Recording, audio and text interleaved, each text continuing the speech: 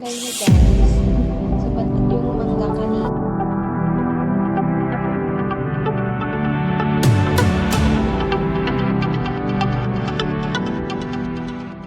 Ganyan guys. So, yung mangga kanina, ito na yung ginawa namin. So, ako ang nagbalat, tapos si Papa ang naggayat. Then, ito, atno rin ang gagawin. Then, ito rin atno. Basta etong atno ang gagawin or yung atsara na tinatawag natin sa Pilipinas. Then, ito rin atno din. Then, tingnan nyo kung anong oras na. Ganyan sila kasi Papa. So, eto naman pinipigan ni Papa. Ayan o. Para matanggal yung excess na tubig. Kasi binabad namin sa tubig. Hinugasan muna namin nung pinalatan. Tapos pagkatapos binalatan, hinugasan. Then pag ginayad na namin, binabad namin siya sa tubig. Ayan o. So, yung mga excess na tubig, tinatanggal ni Papa. Then, eto naman si Mami, nililinisan. So, pati yung buto, eto o. Pati yung buto is sinasama. Ewan ko dito. Diba sa Pinas tinatapon natin? So, dito walang tapo. Pati balat. Ayan, guys.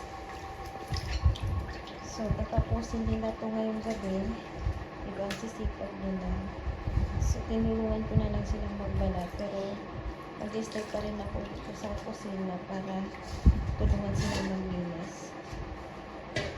Pagkatapos hugasan, linisan, then eto nilalagyan na ni Mami ng asin. Ayan. Badari, Mami, mito? So, madami daw yung ilalagay na asin. Then, isusunod naman niya itong harder or yung tinatawag na turmeric powder. Ayan, guys. Ang dami talaga ako natutunan dito sa India.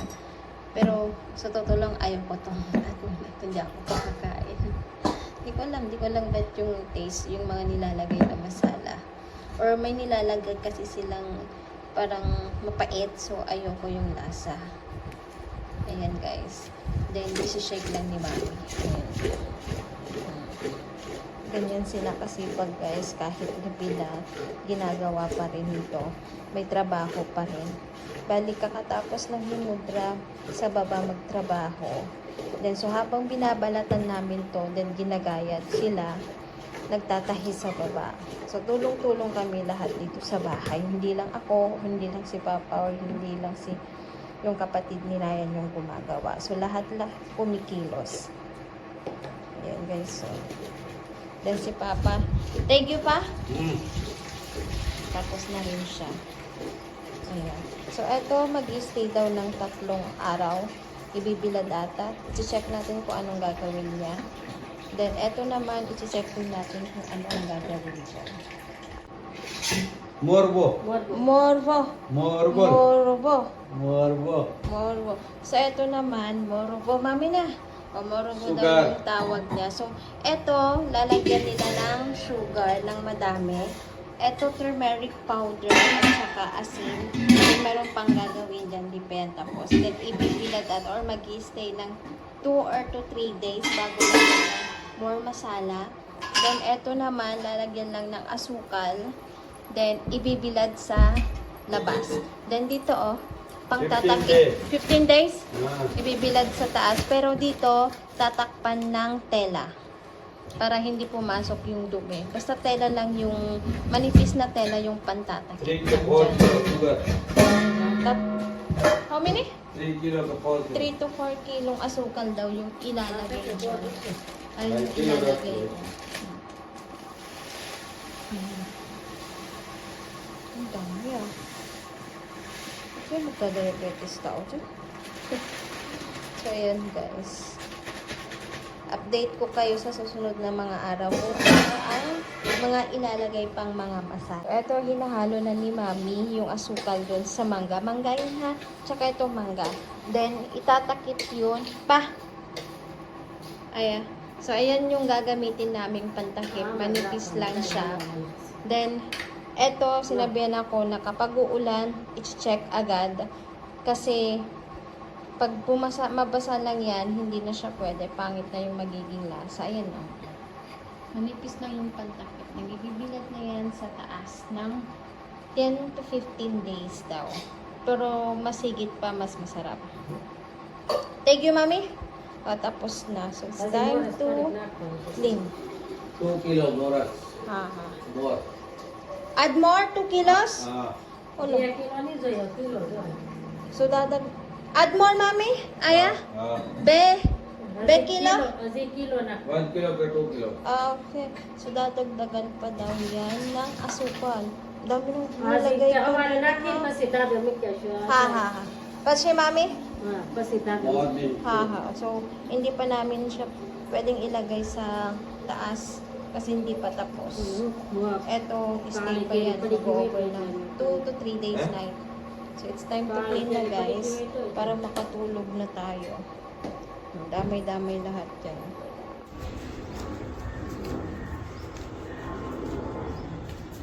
So, guys, ngayon naman ay magbibilag tayo ng bukwas.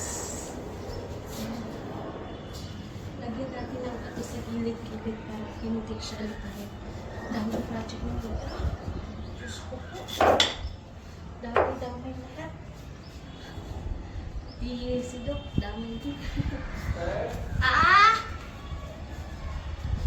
Gising na yung isa. So, magbibilag tayo ng mukwas. Eto siya. So, eto. So, hinugasan na ni Mami.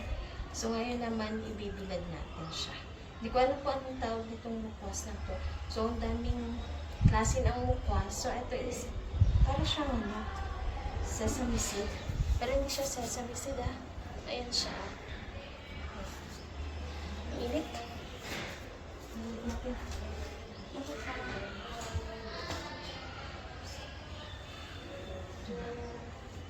So, buti na lang nilinisan ko na itong rooftop namin.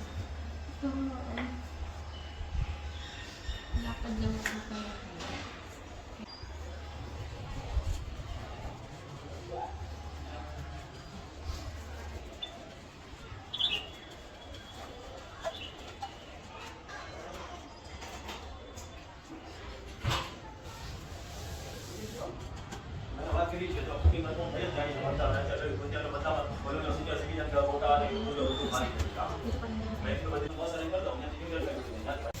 So, update sa potato chips namin. So, eto na. Yung binilad namin ng 2 days sa may rooftop namin. Eto na siya. So, ipiprito na natin. Nauusok ko itong ano.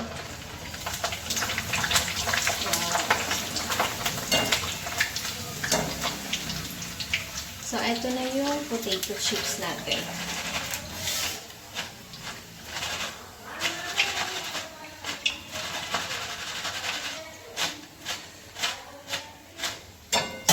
Guys, so, ayan. Sarap. Ito guys, so, maliit lang siya. Then, tignan nyo naman kung gaano kalaki. Ayan. Crunchy. Sarap. So, magpiprito tayo ng medyo lamatik pa. Medyo marami-rami. Dahil mag-i-stock tayo para kapag nagutom, pwede natin kainin. Pwede tayong kumain ng kahit gaano karami. Mainit pa. Mamantika lang siya. Kailangan yung i-strain talaga ng mabuti. Yung ginagawa ni Mami kagabi, yung ginadgad namin, tapos nilagyan ng madaming asukal. So, dinagdagan niya ulit ng 2 kilong asukal. Then, nilagay na sa taas, sa rooftop namin. Ibibilad yun. Then, kapag katapos, eto na yung magiging resulta. Eto na guys, yung magiging resulta. Eto. Eto na lang kasi yung natitira. Ayan. Ganyan ang magiging resulta nung mangga na nilagyan ng madaming asukal. Masarap siya guys. Ngayon ko lang tinikman kasi ayoko talaga ng mga atno or atsara nila dito sa India kasi may mga lasang mapait. So ayoko. Then yung potato chips naman, eto na siya guys. Ayan. Then meron ding stocks dyan. Nagprito lang ako ng 1 container tapos may extra. So kakainin namin. Then, yung isang atmo, andun naman nilagay lang sa silong ng sofa namin. Then, kakain kami ngayon ng lunch. So, talong na may, ano yun? Bunga ng malunggay, tapos may patatas. Then, hindi mawawala tong pritong chili. Then, ito yung natirang almusal kanina. Then, meron tayong chapati. So, yun lang yung kakainin natin ngayon. Then, sila mami, tsaka si papa, andun sila sa room namin nagpapak ng orders. Then, si Nayan nasa labas. So, hihintayin na lang muna natin sila bago kumain. Then, anong oras na 12:38. So, okay, sakto. Magwa-1. So, yun yung exact na pagkain namin ng lunchtime dito sa India.